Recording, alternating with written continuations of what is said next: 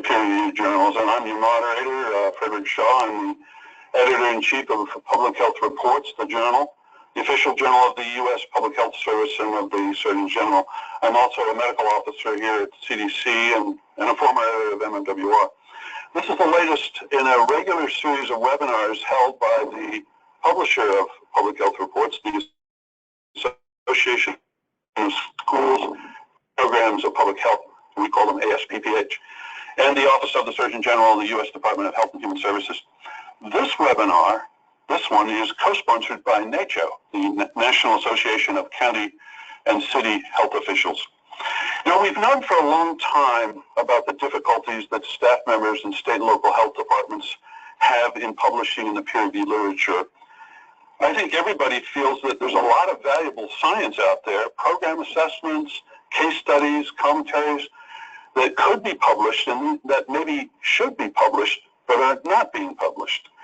And this is not a new problem, but in the past year or so, there's been an increasing recognition of it, I think, and a movement toward ways to try to address it. There's been some movement, for example, in the national organizations such as ASPPH, NACHO, and Council of State and Territorial Epidemiologists, which we call CSTE, and the training done by specific publications such as my journal, Public Health Reports, and MMWR recently held a training.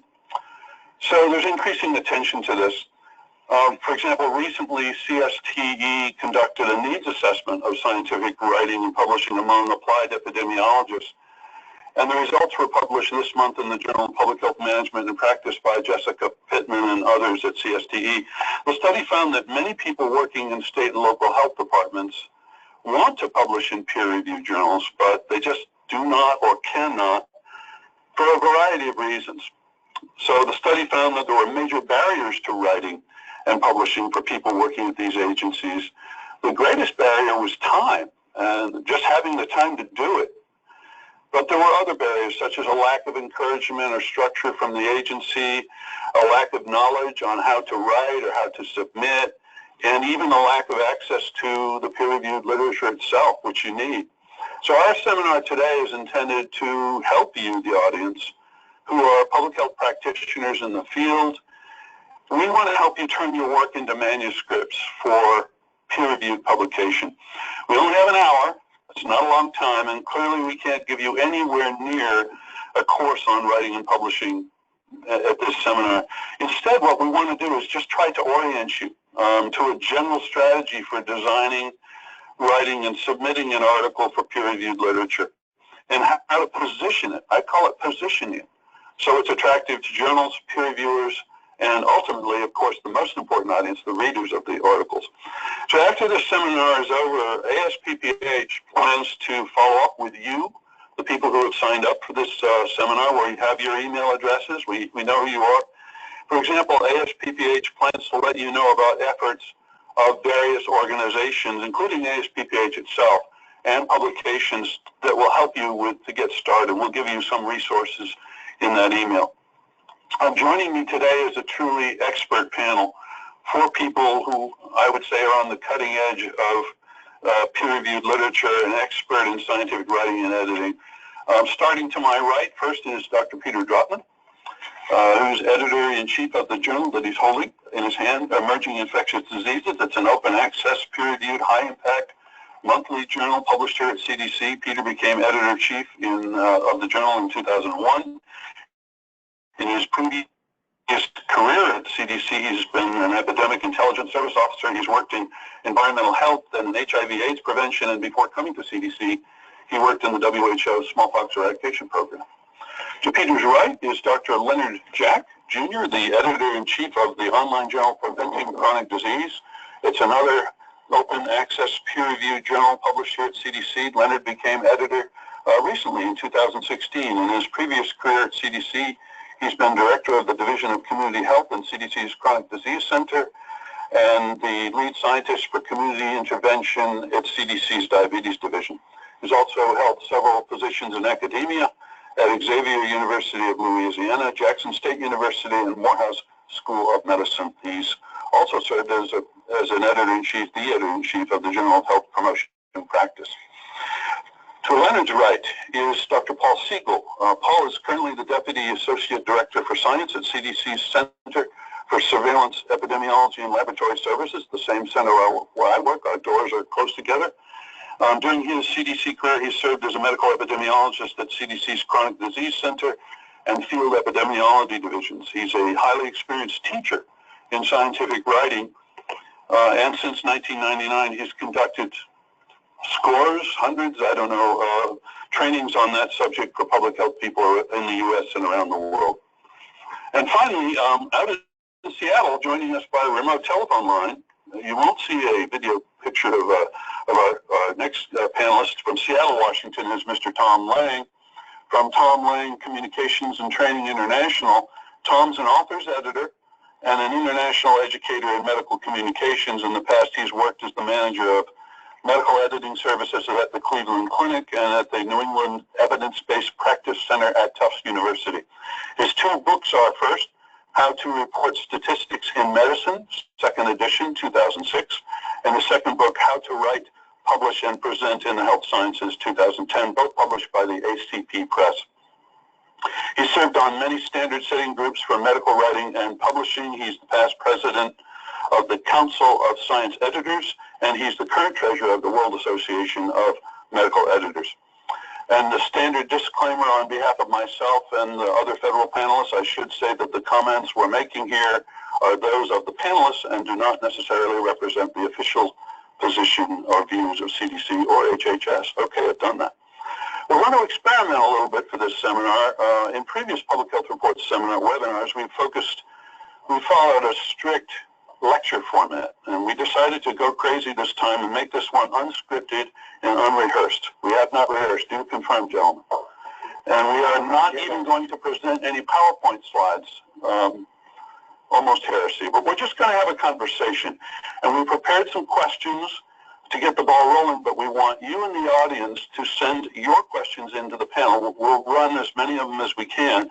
To do that, here's what you do. Type your question into the chat question box, which is opened by clicking the small white arrows that are in the upper right corner of your screen, and we'll get to as many as we can during this short time.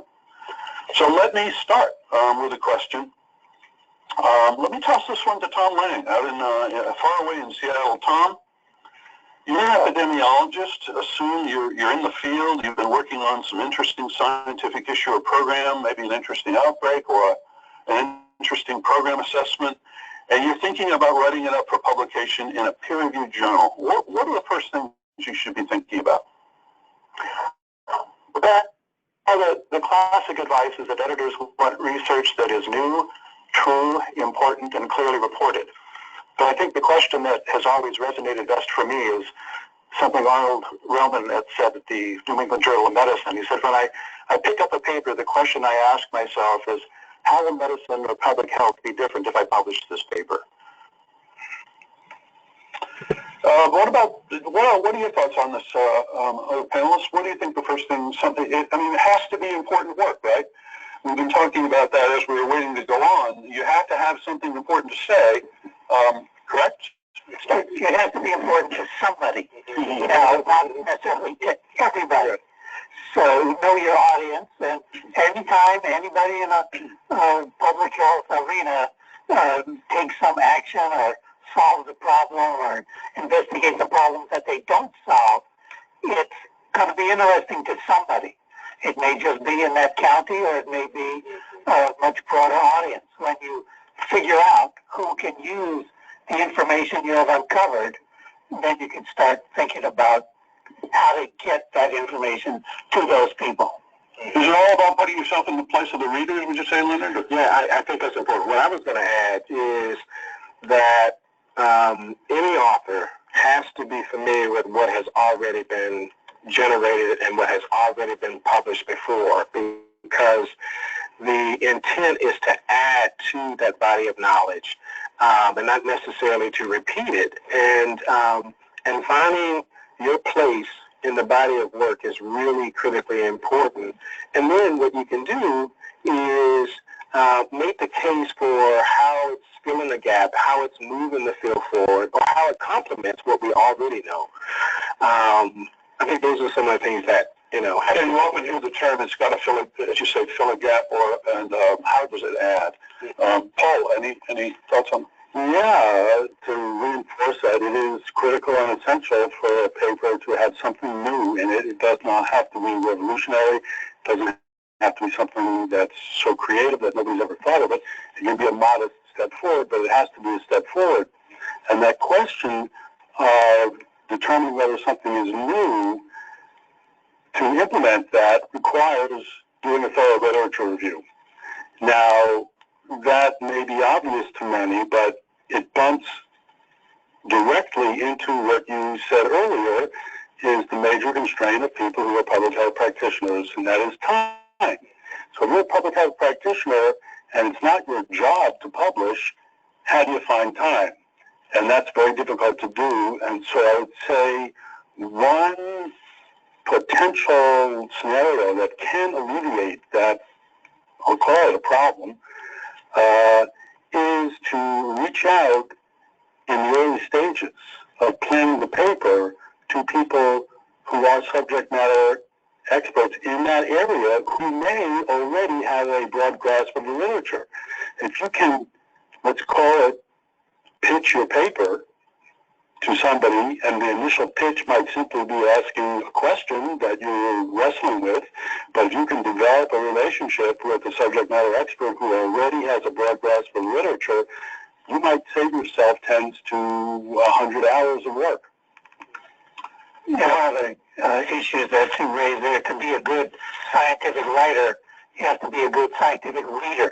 Yeah. So you get to know the structure of the papers and how the messages are presented to the readers by reading the work of others.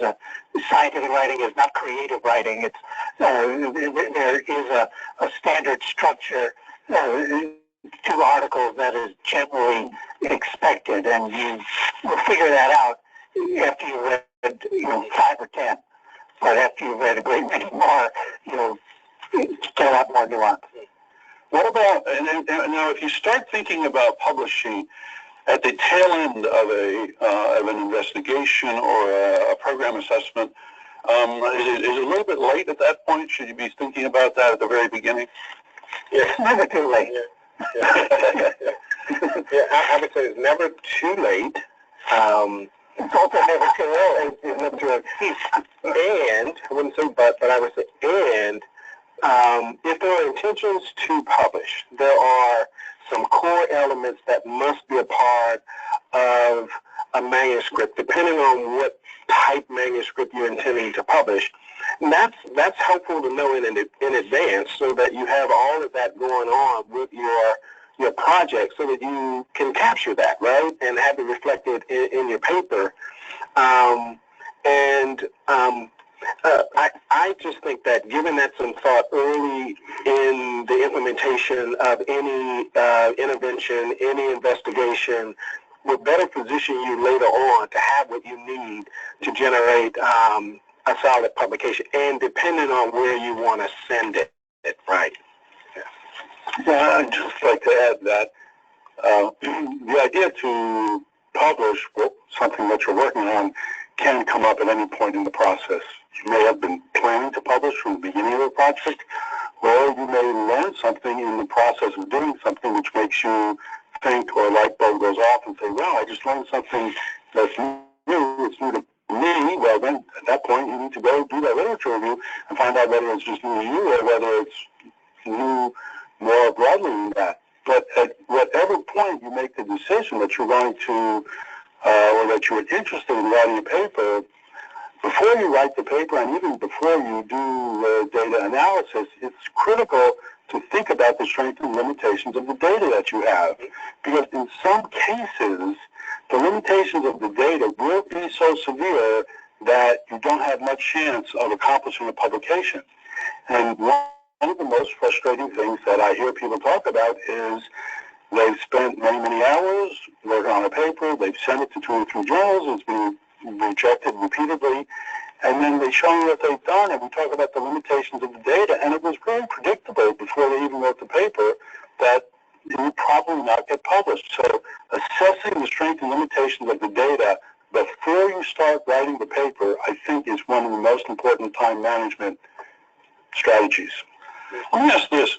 So maybe I'll toss it to you, Tom. When writing for a publication in a peer-reviewed journal, you have a lot of years, decades of experience. What are the biggest mistakes that authors make? Well, I think the limits of the data is probably the biggest one. The other, I think, is a certain lack of awareness of an author, of a reader. All too often, authors do what I call a data. They put everything they know about their research into a paper without trying to meet the reader's needs for information. I think the final thing is that most people sort of write okay, but that means that the density of information is not going to be great in a scientific article. And the need to think critically about the presentation of the science is just as important as thinking critically about the science itself. So spending time on the paper and revising, and getting feedback. Well, let me go I'm sorry, Linda. I was going to say, the other thing is this not having data. And sometimes papers are submitted and it needs more data. There's an absence of data that speaks to the question that they're trying to address in the paper. And in addition to that, sometimes authors don't know the scope of the journal, right? They're submitting papers that's outside of the scope of the journal, or they identify an article type that doesn't align with what story it is that they're trying to tell. And this is one that's a pet peeve for me, is when papers are submitted that's written by multiple authors, and they're each having a conversation, and it reads as if it was written independent by 4 or 5 different people, kind of brought together, and it's not seamless, right? And that typically sometimes happens with authors who don't have a lot of time. They sort of divide the paper up in some way, and then they kind of pull it all together without having a core message that comes through when that actually happens. And I think the last thing is not being patient enough in the process of writing that is done in a rushed way and something that's submitted. Writing takes careful thinking and thoughtful time put into it to make it comprehensive and thoughtful, and it shouldn't be rushed. Yeah. Well, build off of Leonard's comment, if I might. The journal editors I work with in WAMI are universal in saying that read the journal's guidelines for authors. That not only indicates the scope of what your article can be, but also the format in which you submit it, all of which, if you follow, will make editors typically pretty happy. And it's important to get help early on. I mean, I think a lot of the papers that I see are papers that, had the author taken the advice that Paul just mentioned, get to an expert, really spend some time with somebody who can mentor you about that particular paper, who can review it, and before submitting, I think makes a huge difference. Would you agree, Paul, on that? Absolutely, and there is a caveat or maybe even a pitfall associated there, and that is there are times when very, very solid, experienced subject matter experts will agree to participate in a paper, but they may agree to participate and actually not carefully read the paper. And so I would say, if you're a junior person and you need support of a subject matter expert, by all means look for somebody of that nature to help you and to work with you, but be careful and critical of their contributions to the paper. Don't just assume that they have carefully thought everything through. So in a little bit, we're talking about mentorship, really. When I think back in my career, going back a long time at CDC, the mentors that I had who looked at my lousy papers and commented back and forth, and over a period of time, gradually learned how to do this thing. Do you see that in your career? Well, it's not all the authors take ownership of all their papers. It's shocking. No, it's very important. I would refer folks to the ICMJ, the International Conference on Medical Journal Editors, ICMJE.org, and they list their specific criteria to define who is an author and what it is you have to do to honestly list yourself and your colleagues as an author on a peer-reviewed paper. And I know our journal, I believe all the journals represented here, subscribe to the ICMJE policies. And actually there's a great wealth of information at that site, not only on authorship, but on ethics and informed consent and a whole variety of issues, how to do group authorships, things. These are all, it's a great resource. I want to mention, too, something I found very useful. It's a new book by Steven Pinker called The Sense of Style, The Thinking Person's Guide to Writing in the 21st Century. In Chapter 3 is called The Curse of Knowledge. The main cause of incomprehensible prose is the difficulty of imagining what it's like for someone else not to know something that you know. I think a lot of the people who do really well in writing are people who are able to put themselves in the position of the reader. And I don't know, but if you go into writing with the curse of knowledge, it can be a big hindrance.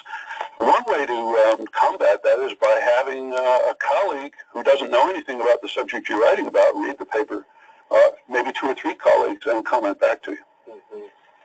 Well, I mean, I always encourage, particularly authors who have not generated a paper that would be submitted to a journal for peer review, to approach someone who's done it before and ask advice and get some counsel on just overall what the experience is like. There is a culture to writing. There's a culture to submitting to peer-reviewed journals, and it may be very, very different from authors who've not gone through that experience before when you're generating a report that you submit on the job.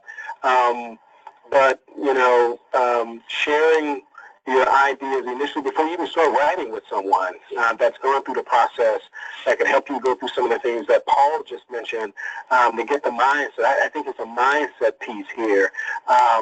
And then the other thing, too, that's important is that particularly people who haven't done this before, I'll say this very quickly, is to find the right article type that meets you where you are in terms of your time, your skill set, and what it is that you're trying to convey.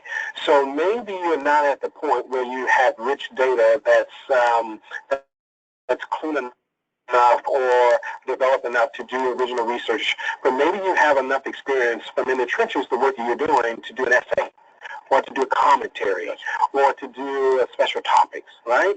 But just finding some place to start where you can do a credible job, but there's not a stretch for you, and you can have a mentor, someone you can share with that can kind of help you learn from the overall process.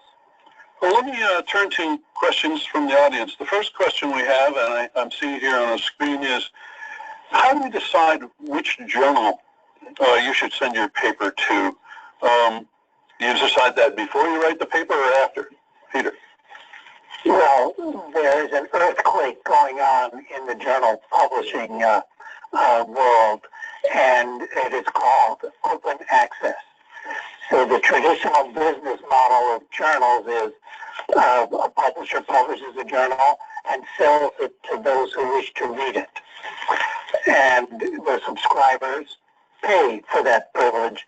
The authors, scientists or public health investigators, whatever, pay nothing. They give the manuscript to the publisher who then sells it to the world or to the libraries. Open access reverses that, where the authors actually pay the journal to peer review, and if it's peer reviewed, then they cash the check, and the journal is published. The article is published, but it is then made free of charge available to anyone who wishes to read it. This is catching on quite a bit, and it is very attractive to those who sponsor research, such as universities and funding agencies, and they have built those charges into the research grants. Public health departments may not have a budget to pay for that sort of thing, but research places and many others do. Yeah, the high rate I've seen is close to $5,000 for an article, and that's in it's Lancet Global Health. So you have to take that cost into account. If you're in the field, there may not be a fund to pay for it. That might not be your journal if you're broke. Yeah. Tom, let me ask you on that. What goes into selecting the journal? Well, I think it's honesty. Most readers are familiar with the journals that they read, of course, and they can look at the references and see related journals in the field. And most people tend to have an order of how those journals are ranked in terms of importance. And however you want to measure that, circulation or frequency or impact factor or whatever. And then you sort of need to decide where in that range your research fits. And then I would suggest that they read the instructions for authors for that journal and maybe one on either side of it to see if there's a match between what they want to publish and what the journal's interested in publish. Very important to read those instructions to authors, right? Right, Paul? Well, just to emphasize and be specific, important to decide before you write the article. Yeah. Because, a couple of examples, if the journal allows a maximum of 3,000 words, and I write a 3,500 word article and send it off, well, it's not going to matter how well it's written. They're going to reject it. If like AJPH allows only 180 words in the abstract, if I write an abstract with 250 words and send it to AJPH, they're not going to take it, and I've got more work to do. So it's critical to me. Or it might get bounced back to you instantly without even being processed. I think that's exactly right. Yeah, I think that's exactly right. I think all journals do, the decent journals do a really good job of letting readership and authors know the core topic areas that is of interest to them.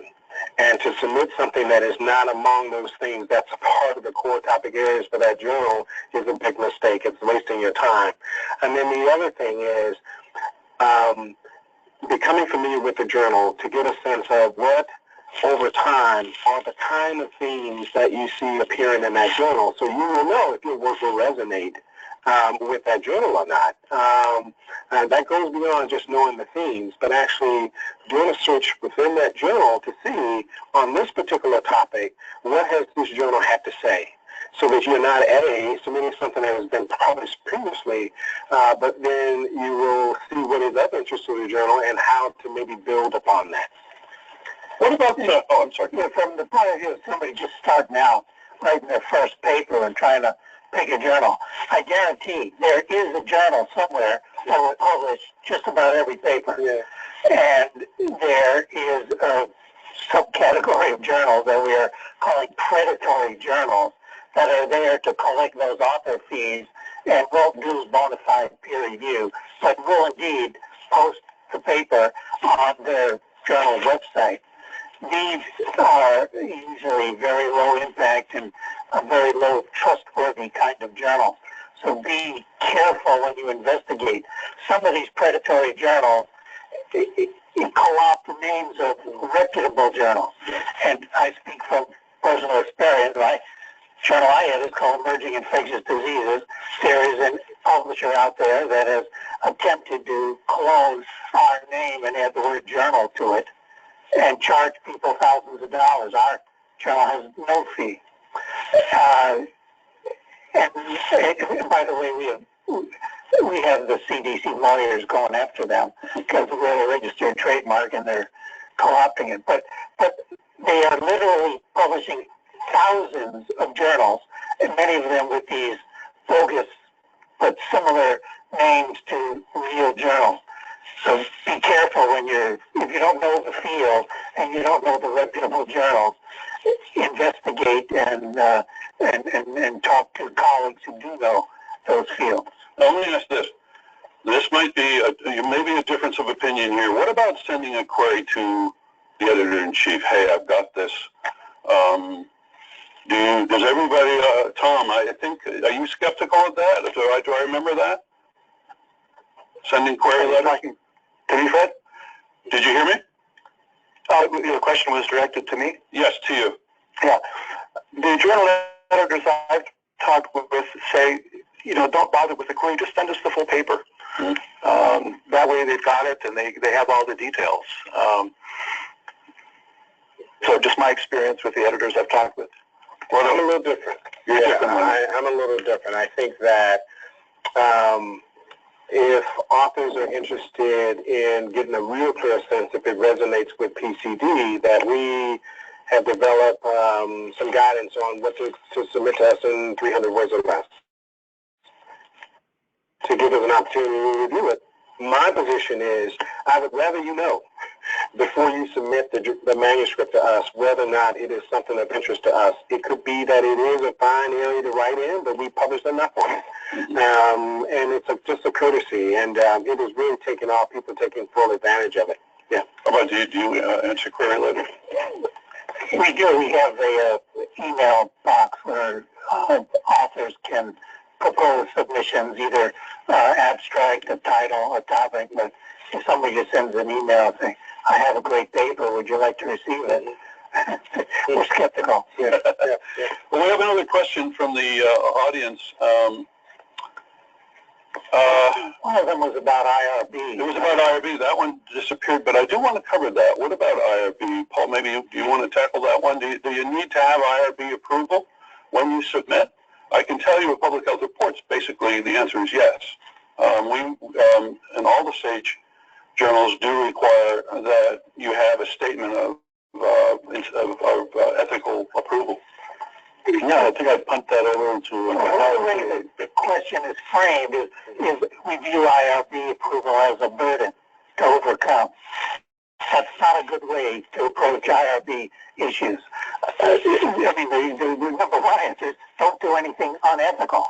And if you don't do anything unethical, you will get a proper approval. You do have to present your package of research to an independent review board, and virtually every peer-reviewed journal in the world will require that approval and the name of the board that gave that approval be included somewhere in the manuscript.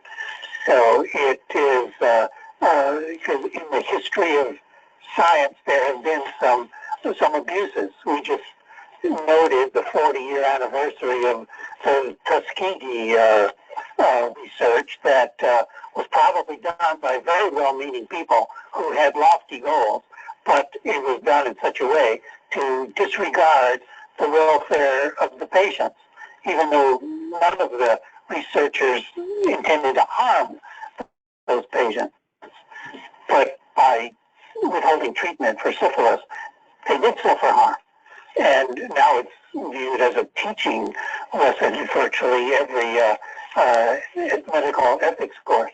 Now, IRB approval is a way to get experts to prove your research and to make sure that it is publishable. And you shouldn't view it as a burden. You should welcome it as a kind of help. Yes, and journals are getting very, very strict about that.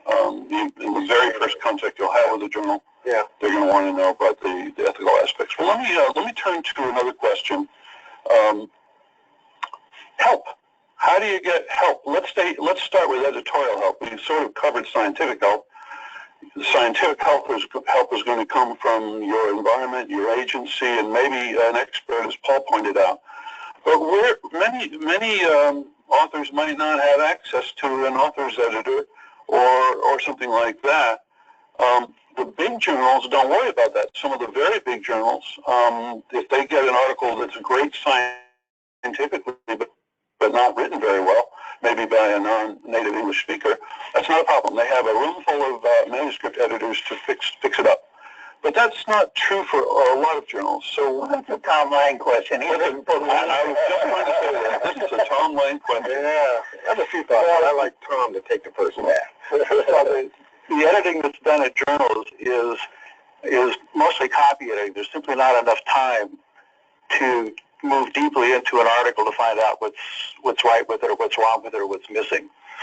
I think the salient point that I would like to make here is the growth of language polishing companies, which emerged to meet the need of non-native English speakers publishing in Western journals. And they promise that your article will not be rejected because of the English. But the assumption is, at least in Asia, is that if my article is edited, it will be accepted. But there are several of these, there are hundreds of these companies, and they range in quality from, I think, fraudulent to probably pretty good. But you have to be careful because they can be expensive.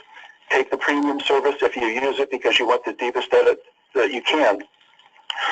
And just remember that they're being edited not by professional editors, but typically by graduate students in the field who certainly can comment on the content, but may not be specialists in the reporting of that content. When did you have a thought?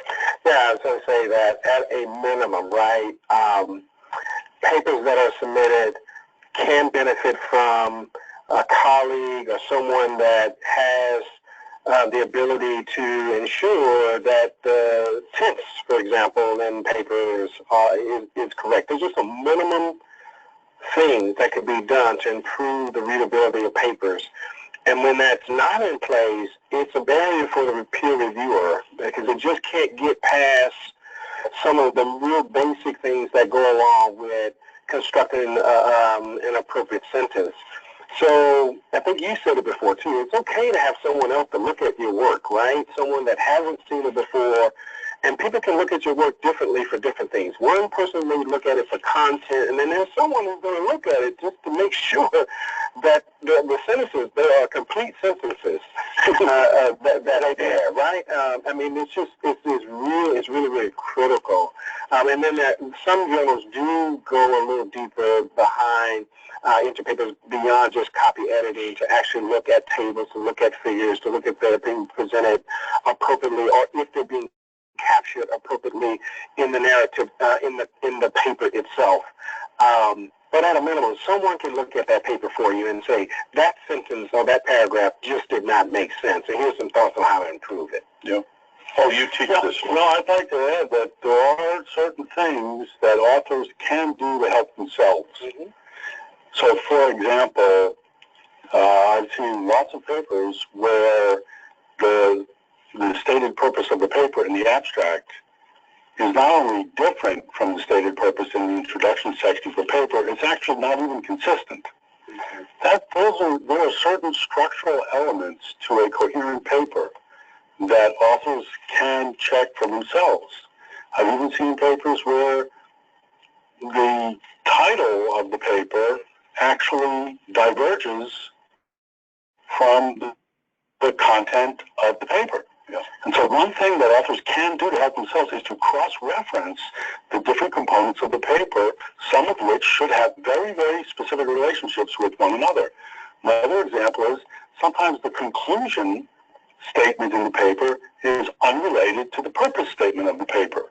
All of these things are points of connectivity within the paper that authors can check for themselves to see if they make sense. Yeah, I agree. I think you can, if you have a very good science and maybe novel, interesting, important finding, but it's written in a way that's very hard to understand, kind of like what you were saying, Leonard, you're not going to do particularly well if the peer reviewers are having, and the editors and the peer reviewers are having difficulty just understanding it. So, yeah, Tom, what about how much does it cost to hire, say, a good editor to help clean up your paper? A lot. I'd like to respond to one thing, is that when you deal with editing, sometimes it's the errors of omission that are the biggest ones. And that's why it takes time to go through the paper. It takes me between 5 and 7 billable hours, that's stopwatch hours, to edit a paper. If you look at the salary schedule of the American Medical Writers Association, you'll find editing fees from $75 to $120 an hour. And for that, you should expect to get a thorough review, not only of the language, but all the cross-checking formatting of tables and figures. If you're lucky, some comments about the research designs and activities or the statistical reports. All right, well, let me turn to another question from our audience. Here it is. How much time passed is too long for data in your paper? So the audience member is asking 2 years, 5 years. How old is too old for data? Anybody want to jump in? That's a real layered question. That's not a simple answer. That's not a simple answer. It could be that the data is old but still current in that it hasn't been analyzed, published, and reported yet. It could be that the data is current, but if it's a data set that someone has basically milked and used and published from a lot extensively, really doesn't add any value to the field, then I would say no. So, I mean, that's a very difficult, The answer depends on what's the value of the data. If the county health department has investigated a foodborne outbreak in their county, then after a month, nobody's going to care about it that much anymore, and that's too old. In our journal, we're still publishing data that was collected in the influenza pandemic of 1918. We're still, digitizing and analyzing some of those data. Where 50 million people died in 1 year. So it's a sliding scale here. I think the authors have to make the case for why they are old data. Why old data is still good data. Yeah.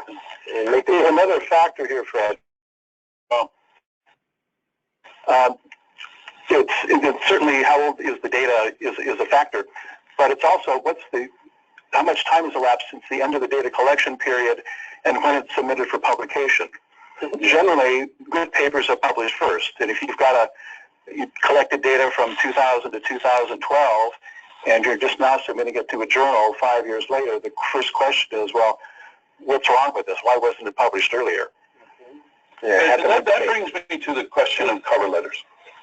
I happen to be somebody who loves a good cover letter, and I read every single one of them quite carefully. And for me, it's an opportunity for the author to say, hey, Mr. Editor, here's why you should pay attention. Do you all feel the same way? I'm with you.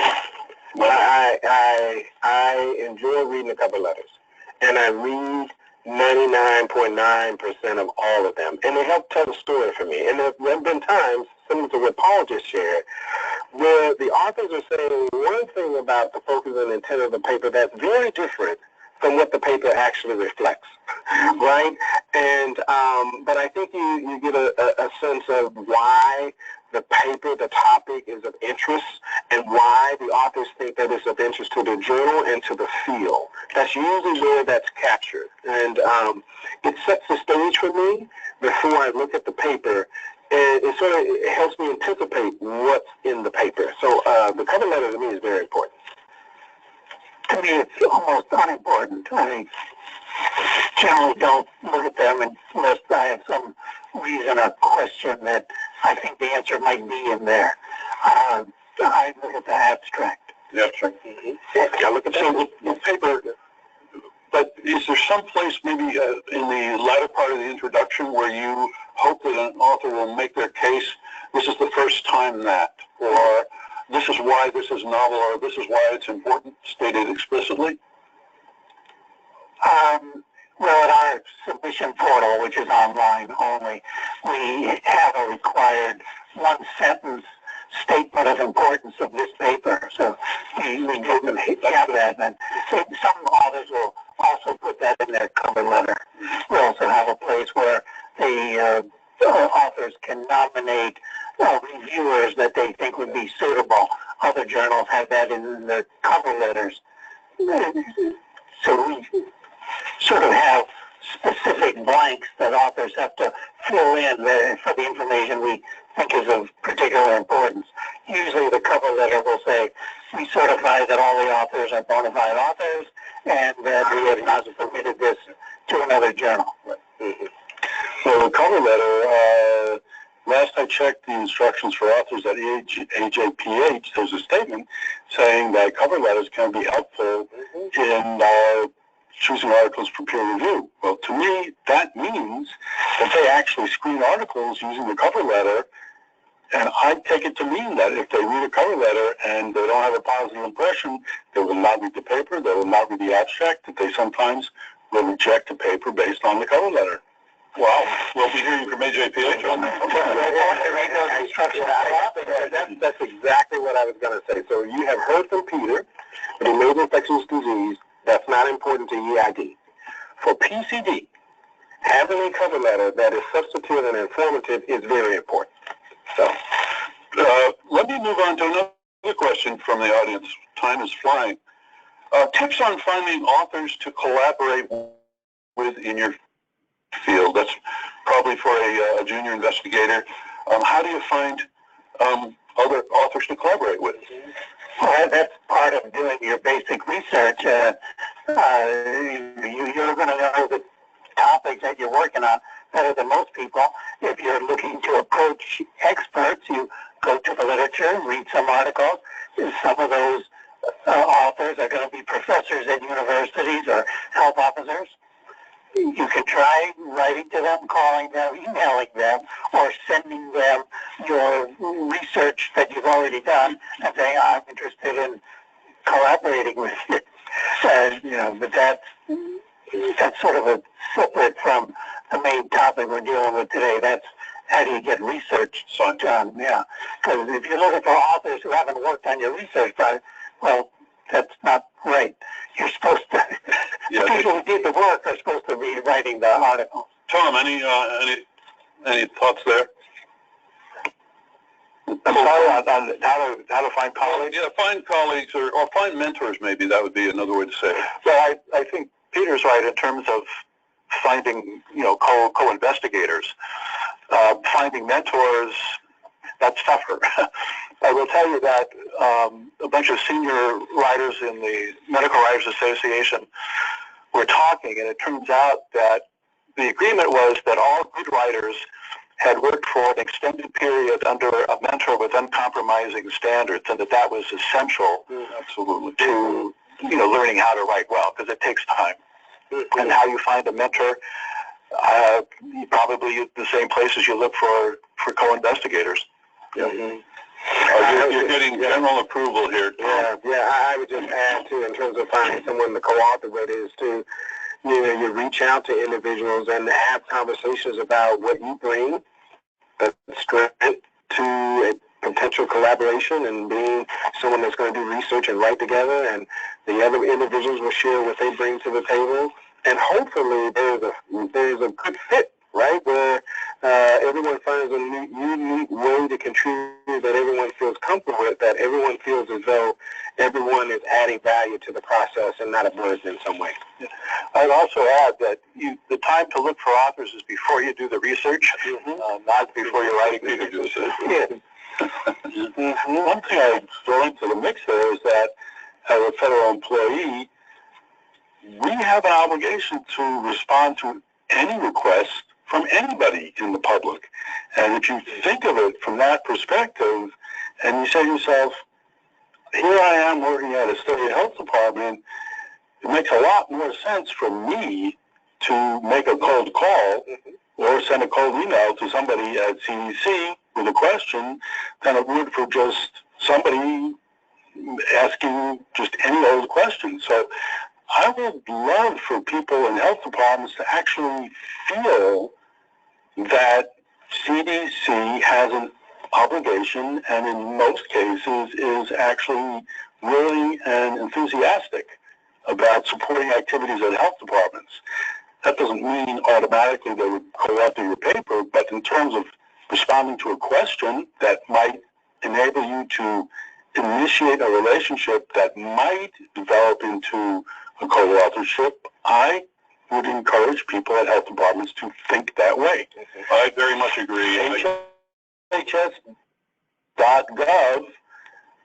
has the phone number of every single HHS employee. There is nothing secret, proprietary, or hidden about it. You can go to the CDC. You can make a comment on the web. Well, that gets directed to somebody who triages it, and I'm not sure how reliably that will get you to who you want, or somebody who would make sense. But if you're working at a health department, you're in a pretty good position to find out who is an appropriate person. You can go to hhs.gov and call that person on the phone, and I think you should feel comfortable doing it. You can also call 1-800-CDC-INFO, INFO, and they will take down questions and farm them out to various CDC divisions. But I agree with that. They track who answers them. Okay. So they are almost guaranteed of getting some kind of response. Right. May or may not be good. Mm-hmm. A young investigator, I think, should feel, you find a name on PubMed in your area and you're thinking about doing a project or writing up something, absolutely. Be bold. Just absolutely. Email way more to gain and almost nothing to lose. Yes. Mm-hmm. All right, now we have a question about the dreaded topic of impact factor. What about that, Tom? Should a author think a lot about impact factor before they submit? Well, they do. Whether they should or not is highly controversial. The correlation between expert opinion of a journal and the impact factor is only modest. And we have to remember that the impact factor applies to the journal, not to individual authors who publish in the journal. Yeah. That said, there's a loose relationship between how people see the importance of a journal and its impact factor. So typically it's going to be journals with higher circulation, more frequency, higher rejection rates, and so forth. I'm not really sure how to answer that question. It is critical in Japan, in Asia, in China, because you get a certain amount of money if you publish in a journal with an impact factor above a certain threshold. So if you get published in Nature or Science, that's worth $30,000 bonus. Well, but I think there are other factors that are probably more important than impact factor, in particular the journal's instructions for authors. You have the highest impact factor in this room right now. Do you want to comment? The impact factor is sort of the most widely followed index of journal rankings, but it's certainly not the only one. The other things to consider is what is the circulation of the journal? How many, you get a paper in it, how many people are going to read it, and how many people will be able to read it. Other outfits have made their own factors. Perhaps the easiest one for people to look up is it's called Google Scholar Metrics. They made up their own factor called the H5 index, which looks back 5 years. And like impact factor, which rates pretty much all journals, Google Scholar Metric only gives you the top 20 in each field, but they've got zillions of fields. So if you look up Google Scholar Metrics and start looking at journals, or look at topic areas, you'll find journals, and you can usually get to the list of papers that have been the most highly cited. Speaking for our own journal, we have one of the top ratings in the communicable disease area, and our Google Scholar Metric H5 number is 74. That means we had 74 papers with more than 74 citations. And if you click on 74, you get a line listing of every one of those papers. So you can see which is the most highly cited one. And you can do it for all journals, not just ours. And just to add a few things, I think that this is always an interesting topic, right? And I think for my journal, we're okay. We're pleased. We would always like to do better. But the one thing that I'm starting to look at is the uptake of papers once they're published, because there's one thing to have something cited, like which is in the academic realm, right? Your paper's most cited helps with the impact factor. but to actually go a little bit further than that and begin to understand what the work that we're trying to do in the journal is to influence practice, right? So we look at also the number of downloads that happen with papers, and then also if we see work that's being captured in these papers influencing practice in the field. I think that's ultimately what we're trying to do, is to make sure we put good research, good evaluation, good practice in the hands of people in the trenches who are trying to make a difference. And is that happening or not happening? There's not a great measure for that. I know. It doesn't. An article might be never cited, but could be highly used. Yeah. I think the opportunities to with our awardees, for example, CDC awardees, to find ways of getting this good work out and trying to influence the uptake of it. We don't want you to do things that don't work or we don't know work, but if we know some things that do work, we want to kind of nudge you in that direction. And I think there should be and can be ways up the road to begin to assess whether or not the uptake of that is actually happening. And we're starting to see people make decisions about programs differently than calling your peer and say, what are you doing? Can you send me what I just saw a brochure, right? No, it's using a different body of knowledge to shape how interventions or programs are developed and implemented and evaluated. That I think is going to be important. I just wanted to add, there was a follow-up question from the audience about how do you identify predatory journals, and it can be hard. There used to be a professor at the University of Colorado, Professor Bell, who listed them, but they sued him, and for $1 billion, by the way. And I don't know if the suit went to trial, but he had to take a list down. The flip side of it is there is a reputable outfit called the Directory of Open Access Journals, DOAJ, and they list the good journals, sort of a white list. Look for the journal's name among others. They have standards such as bona fide peer review, and everybody who is listed on the editorial board has agreed to be there, as opposed to some people who have been hijacked and names have been put on the editorial boards of predatory journals, but they never agreed to do that. Well, I wish we could go on. We could easily go on another hour. There are lots of questions we didn't have time to get to, but that's all the time we have. As I mentioned, you in the audience will be hearing from ASPPH by email in the next several days as a follow-up. I want to thank all of you for joining us today, all of you in the audience. A special thanks to our fantastic speakers here and in Seattle for their time and sharing their insight and expertise. I also want to thank ASPPH.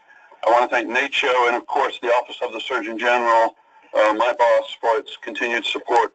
A special thanks to Larry Thomas and the CDC expert broadcast staff for managing this production, which was technically quite difficult. To Erin Williams of ASPPH for her great work on the webinar series and on this one. To Oscar Allen of the NATIO for his able assistance. So this is the end of the Public Health Reports, How to Get Published in Peer-Reviewed Journals webinar. As a reminder, this webinar will be archived on the ASPPH website for future viewing. That website is www.asppph.org. Thank you, everyone, and good day.